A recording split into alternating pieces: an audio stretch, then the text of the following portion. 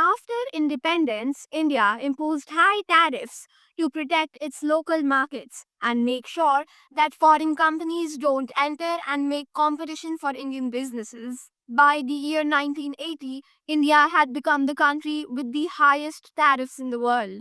As a result, when products came from the US and the West, they became so expensive that they simply wouldn't sell. The US, though, did not like this situation at all.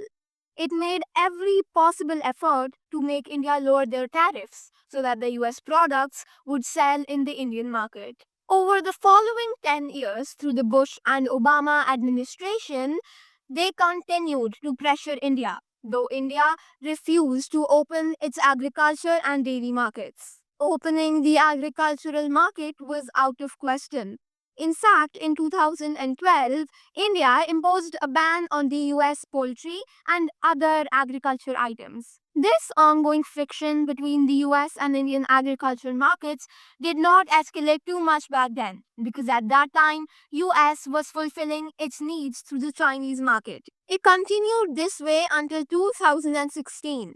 But the real game changer occurred when Trump became the US president. A trade war broke between US and China, and US lost access to a huge market like China. Consequently, Trump had to find an alternative market to China, and there was only one alternative, which is India.